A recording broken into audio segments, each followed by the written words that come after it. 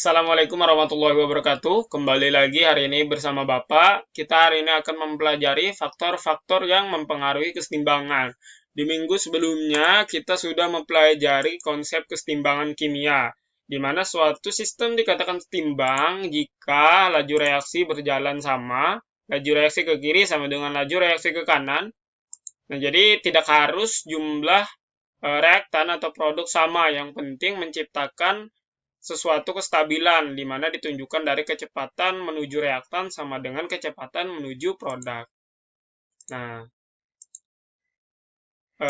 kita hari ini akan masuk mengenai faktor-faktor yang mempengaruhi laju reaksi. Tujuan pembelajarannya yaitu satu, menentukan pengaruh suhu terhadap kesetimbangan. Yang kedua, menentukan faktor-faktor yang mempengaruhi arah kesetimbangan. Kemudian kita dapat menganalisis penerapan faktor-faktor kesetimbangan dalam bidang industri.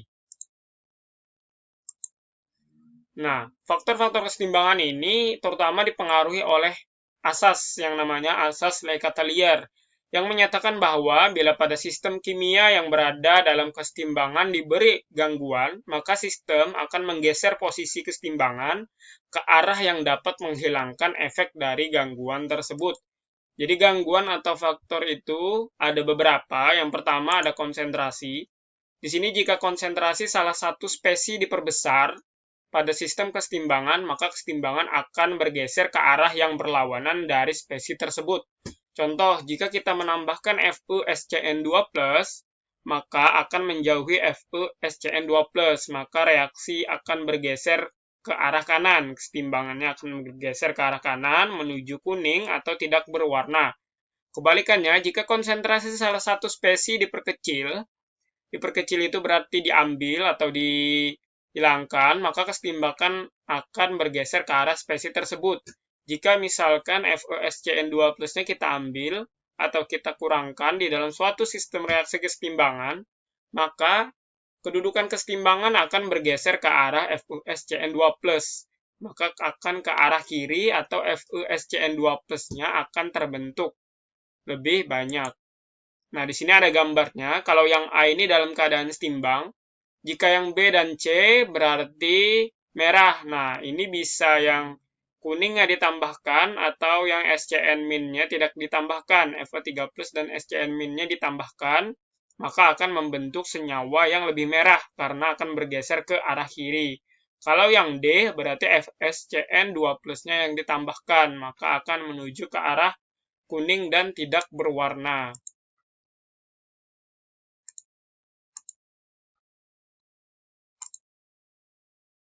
Kemudian di sini ada contoh soalnya. Nah, fosfor pentaklorida atau biasanya PCl5 dapat terdisosiasi menjadi fosfor triklorida dan gas klorin pada suhu dan tekanan tertentu dengan reaksi berikut. Nah, di sini kita ketahui bahwa reaksinya ada PCl5 menjadi PCl3 plus Cl2. Nah, ramalkan arah kesetimbangan jika A gas PCl3 diambil, kemudian ditambahkan gas PCl5. Jika yang A, PCl3 diambil, maka reaksi kesetimbangan akan mengarah ke zat yang diambil. Nah, maka akan mengarah ke PCl3. PCl3 berarti reaksi akan bergeser ke kanan atau mengarah ke kanan. Maka PCl3 dan Cl2 yang akan terbentuk. Maka di sini PCl3 dan Cl2 akan bertambah. Kemudian yang B, gas PCl5 ditambahkan, maka kesetimbangan akan mengarah menjauhi dari zat yang ditambahkan, yaitu menuju ke arah kanan. Maka PCl3 dan Cl2 yang bertambah. Nah, jadi kalau yang ditambahkan PCl5 akan menjauhi PCl5, maka PCl3 dan Cl2 yang akan bertambah. Kemudian, faktor yang kedua atau gangguan yang kedua yaitu tekanan. Nah, di sini tekanan, sebuah tekanan akan mempengaruhi jika diperbesar atau diperkecil. Jadi, jika diperbesar, tekanan diperbesar, maka kesetimbangan akan bergeser ke arah jumlah mol yang lebih kecil. Nah, jumlah mol yang lebih kecil ini bisa dilihat dari jumlah koefisien reaksi yang paling kecil di sebelah kiri atau di sebelah kanan, di produk atau di reaktan. Nah, jika sistem kesetimbangan diperkecil, maka kesetimbangan bergeser ke arah jumlah mol yang lebih besar. Jadi kebalikannya. Nah, ini dilihat dari jumlah koefisien yang lebih besar. Contohnya di sini reaksi antara gas nitrogen dengan gas hidrogen menghasilkan gas amonia. Jika tekanan diperbesar, maka kesetimbangan akan bergeser ke arah NH3. Diperbesar akan ke arah NH3. Karena jumlah koefisien NH3 lebih kecil. Tekanan itu berbanding terbalik. Jika tekanan diperbesar, maka akan menuju yang lebih kecil. Maka pergeseran kesetimbangan akan mengarah ke kanan. Di sini kan kita ketahui ini 4 nih. 3 tambah 1, 4. Di sini 2. Maka akan bergeser ke arah kanan. Berarti akan membentuk NH3 yang lebih banyak. Kemudian jika tekanan diperkecil, maka kesetimbangan akan bergeser ke arah H2 dan N2 yang jumlah koefisiennya lebih besar atau jumlah molnya yang lebih besar. Maka H2 dan N2 akan terbentuk lebih banyak. Contohnya, ramalkan arah pergeseran kesetimbangan bila tekanan eksternal diperbesar.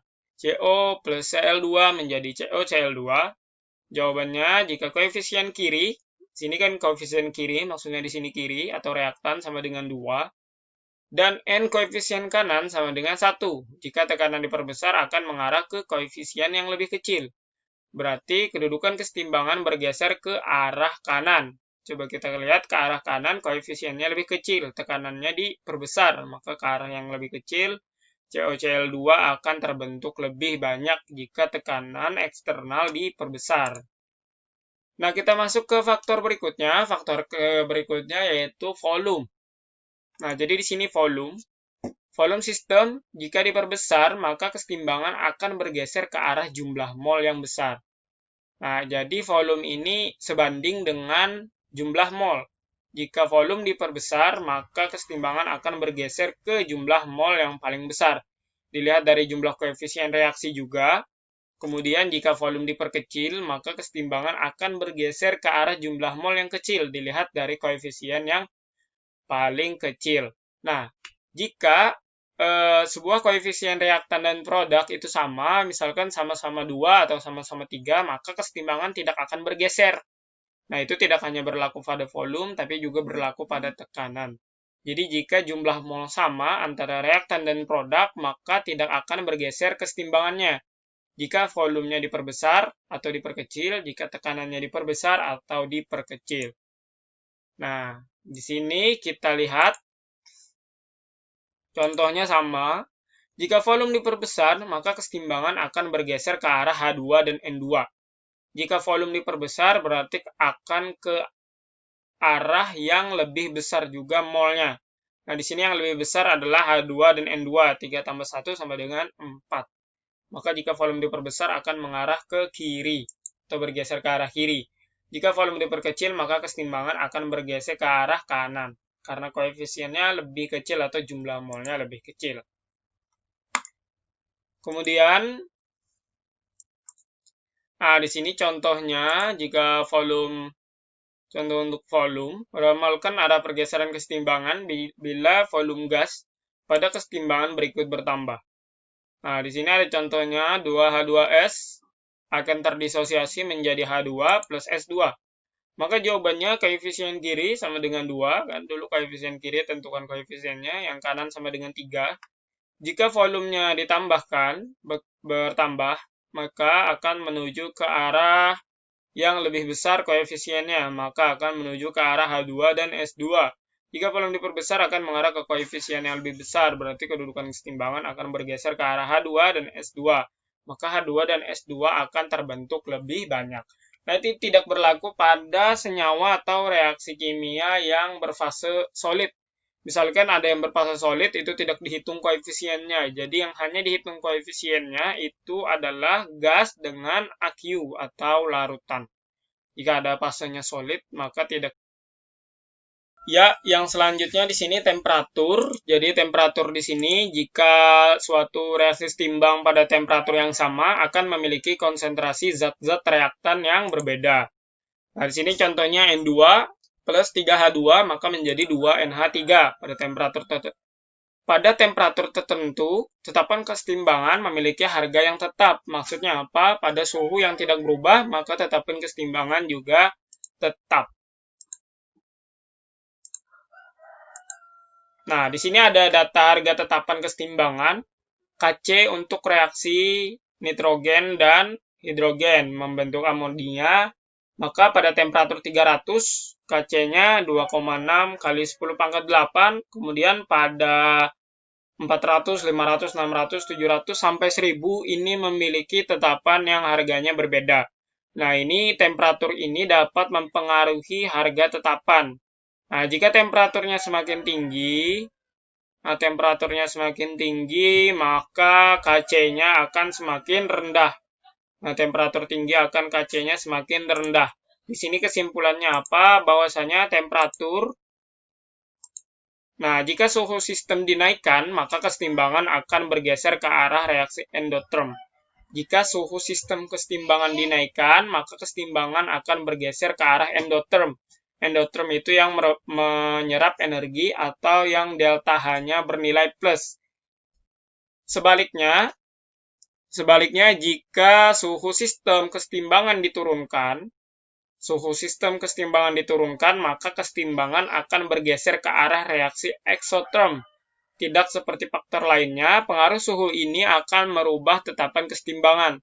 Jadi hanya suhu yang mempengaruhi tetapan kesetimbangan, yang lain tidak. Nah, kita masuk ke contoh soal saja langsung.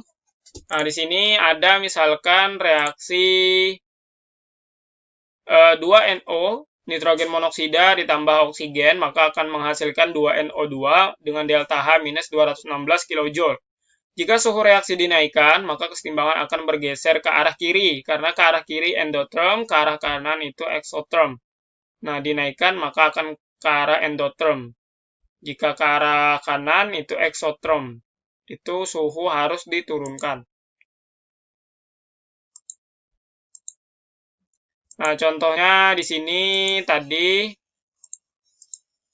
Nah, contoh, ramalkan arah pergeseran kesetimbangan bila temperatur reaksi berikut dinaikkan. Kalau yang A, ke arah kanan berarti exo, karena nilainya negatif. Ke arah kiri berarti endo. Jika suhu dinaikkan, maka akan mengarah ke reaksi endotherm. Maka suhu reaksi pada yang A akan mengarah ke reaksi endotherm. Maka kesetimbangan akan bergeser ke arah kiri.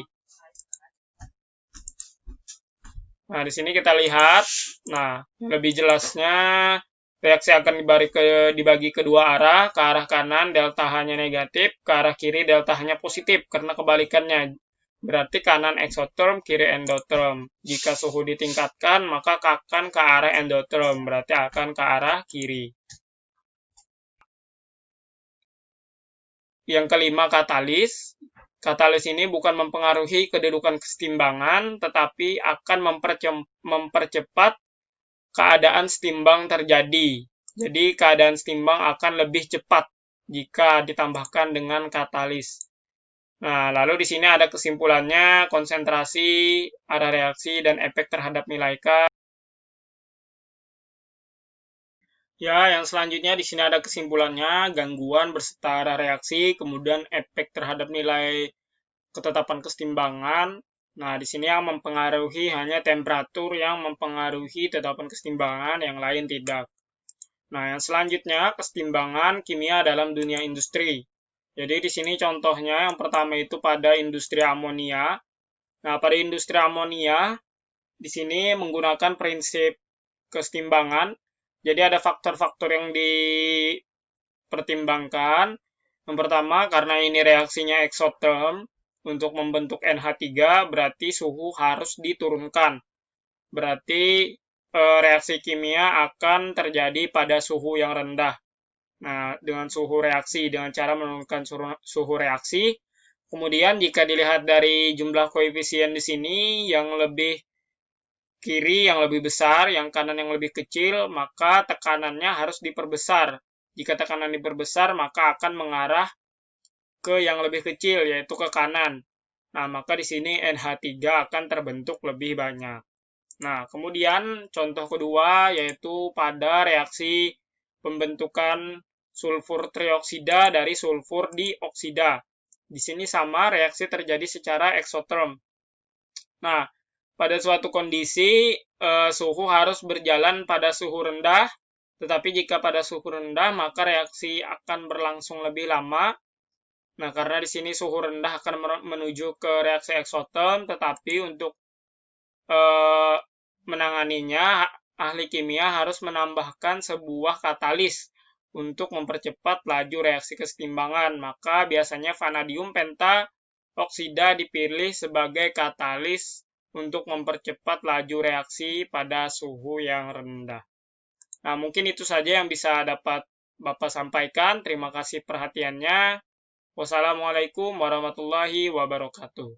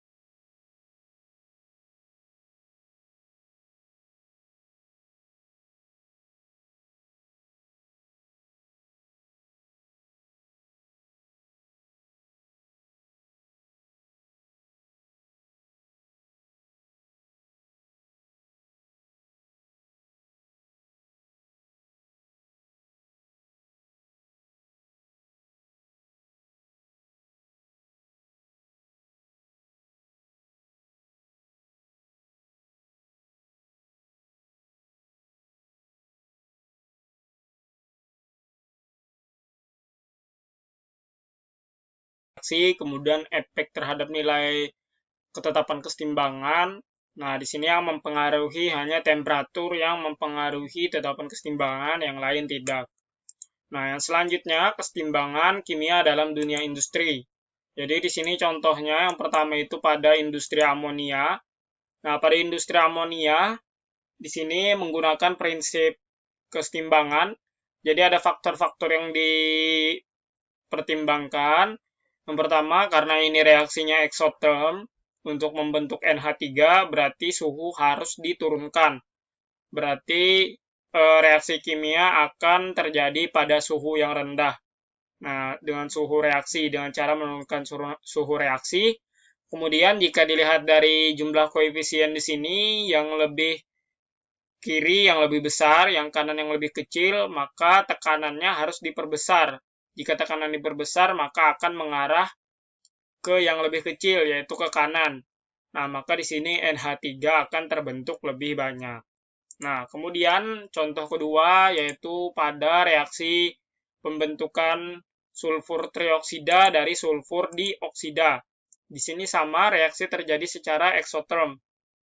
Nah, pada suatu kondisi suhu harus berjalan pada suhu rendah, tetapi jika pada suhu rendah maka reaksi akan berlangsung lebih lama.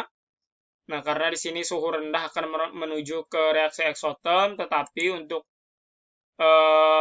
menanganinya, ahli kimia harus menambahkan sebuah katalis untuk mempercepat laju reaksi kesetimbangan. Maka biasanya vanadium pentaoksida dipilih sebagai katalis untuk mempercepat laju reaksi pada suhu yang rendah. Nah, mungkin itu saja yang bisa dapat Bapak sampaikan. Terima kasih perhatiannya. Wassalamualaikum warahmatullahi wabarakatuh.